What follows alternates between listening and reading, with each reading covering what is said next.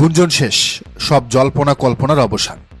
ত্রয়োদশ জাতীয় সংসদ নির্বাচনের মাত্র আগ মুহূর্তে রাজনীতির দাবার বোর্ডে সব গুটি উল্টে গেল।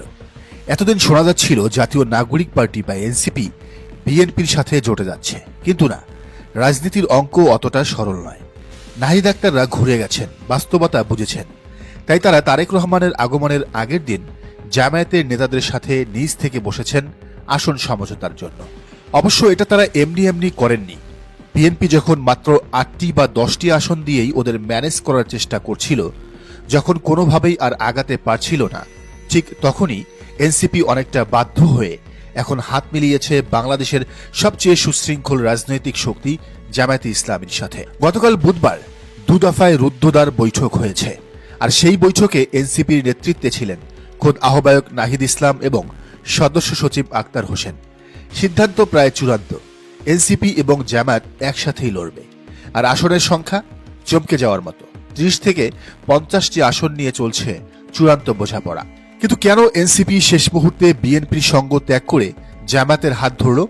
এর উত্তর লুকিয়ে আছে সম্মান এবং বাস্তবতার মধ্যে। বিএনপি এনসিপিকে সর্বোচ্চ ৮ থেকে ১০টি আসন ছাড় দিতে রাজি ছিল।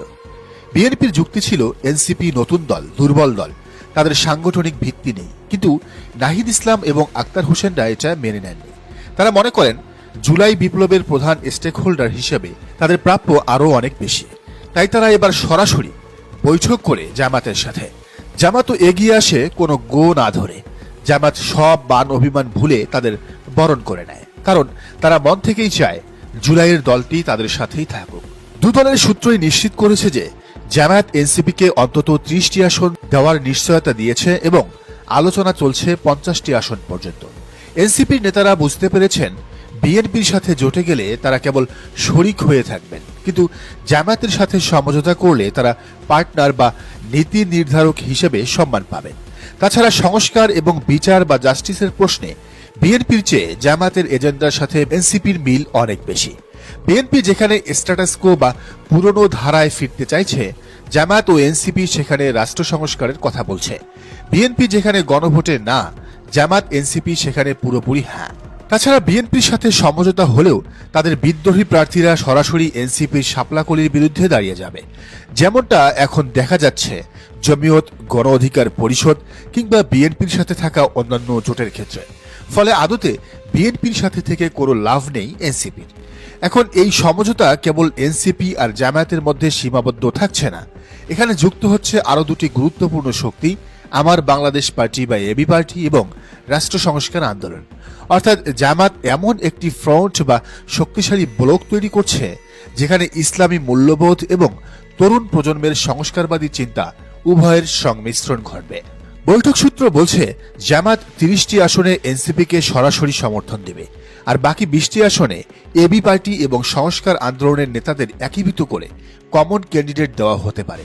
চিন্তা করে দেখুন, যে আসনগুলোতে জামায়াতের নিজস্ব ভোট ব্যাংক আছে প্রায় ৪০ থেকে ৫০ হাজার, আর এনসিপির তরুণ ভোটার আছে ১০ থেকে ১৫ হাজার, সেখানে যদি একক প্রার্থী দেওয়া হয়, তবে বিএনপি বা আওয়ামী লীগের অবশিষ্টাংশের পক্ষে সেই আসন জেতা গাণিতিকভাবেই অসম্ভব হয়ে পড়বে। এটি বিএনপির জন্য এক বিশাল অশনি সংকেত। নাহিদ ইসলাম এবং আক্তার হোসেনের নেতৃত্বে জুলাই বিপ্লবের পার্টি এনসিপি যখন জামায়াতের সাথে হাত মেলাচ্ছে, তখন এর ইম্প্যাক্ট হবে সুদূর প্রসারী। বিশ্লেষকরা বলছেন এই সমঝোতার ফলে জামায়াত তাদের দীর্ঘদিনের ব্র্যান্ডিং সমস্যা কাটিয়ে উঠতে পারবে। নাহিদ আক্তারদের মতো জেনজি প্রতিনিধিরা সাথে থাকায় জামায়াত তখন তরুণ প্রজন্মের কাছে অনেক বেশি গ্রহণযোগ্য হয়ে উঠবে। অন্যদিকে এনসিপি পাবে জামায়াতের শক্তিশালী ক্যাডার বেস বা মাঠ পর্যায়ের সাংগঠনিক সহায়তা, যা নির্বাচনে জেতার জন্য অপরিহার্য। বিএনপি হয়তো ভেবেছিল এনসিপির তরুণরা তাদের ছাড়া চলতে পারবে না, কিন্তু এখন দেখা যাচ্ছে এনসিপি তাদের নিজস্ব পথ তৈরি করে নিয়েছে।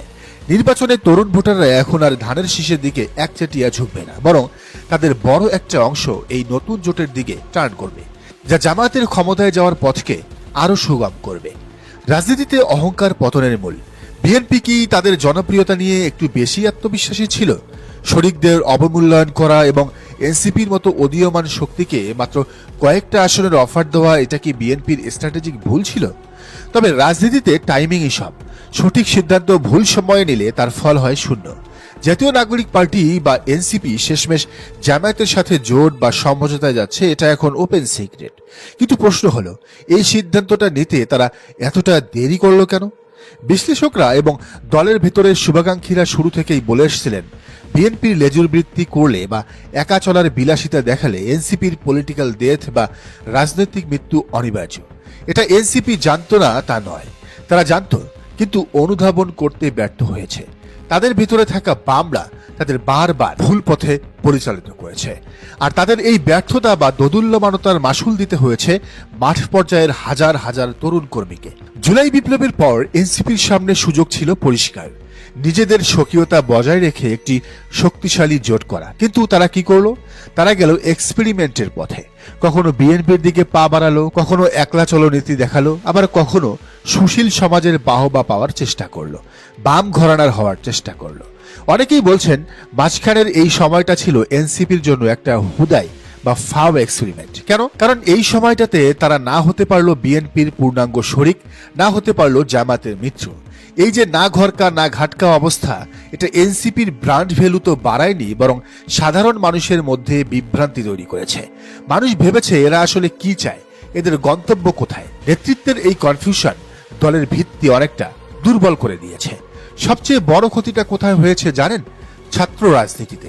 এনসিপির মূল শক্তিই ছিল ক্যাম্পাসগুলো, কিন্তু কেন্দ্রীয় নেতৃত্বের এই সিদ্ধান্তহীনতার প্রভাব সরাসরি পড়েছে ছাত্র সংসদগুলোর ইলেকশনে বা ক্যাম্পাসের রাজনীতিতে। পোলাপানগুলো যারা এনসিপিকে বিশ্বাস করে মাঠে নেমেছিল, তারা দেখলো তাদের নেতাদের কোনো শক্ত মিত্র নেই, কোনো ব্যাকআপ নেই। ফলে বিভিন্ন ক্যাম্পাসে ছাত্র সংসদ বা কাউন্সিল নির্বাচনে এই তরুণরা যখন লড়তে গেল, তখন তারা একা হয়ে পড়ল। অন্য বড় দলগুলোর সাংগঠনিক শক্তির কাছে তারা মার খেলো বা কোণঠাসা হয়ে পড়ল। অথচ ছাত্র শিবিরের সাথে সমঝোতা করলে এমন পরিস্থিতি হতো না। তারা বিভিন্ন ক্যাম্পাসে ভিপি কিংবা জিএস এজিএস পদ পেত। তৃণমূলের কর্মীরা এখন প্রশ্ন তুলছে, আমরা যখন মার খাচ্ছিলাম বা ধরা খাচ্ছিলাম, তখন নেতারা কি করছিলেন? তখন কেন এই সমঝোতা হয়নি? যদি আজকের এই জামাত এনসিপি সমঝোতাটা আরো 3 মাস আগে হতো, তবে ক্যাম্পাসগুলোতে ছাত্র রাজনীতির চিত্র আজ ভিন্ন হতে পারত। তরুণরা এতটা অসহায় বোধ করত না। দেরিতে হলেও এনসিপি বুঝতে পেরেছে, বাংলাদেশের রাজনীতি করতে হলে আপনার নিজস্ব বিশাল ভোট ব্যাংক থাকতে হবে, নয়তো এমন কারো হাত ধরতে হবে যাদের সেই ব্যাংক আছে। বিএনপির কাছে এনসিপি ছিল দুধের মাছি, কিন্তু জামাতের কাছে তারা স্ট্র্যাটেজিক পার্টনার, কৌশলগত সঙ্গী। যদি এনসিপি এই পজিশন বা অবস্থান না নিত, তবে 2026-এর নির্বাচনে তাদের ফলাফল হতো ভয়াবহ। হয়তো তারা একটা সিটও পেত না।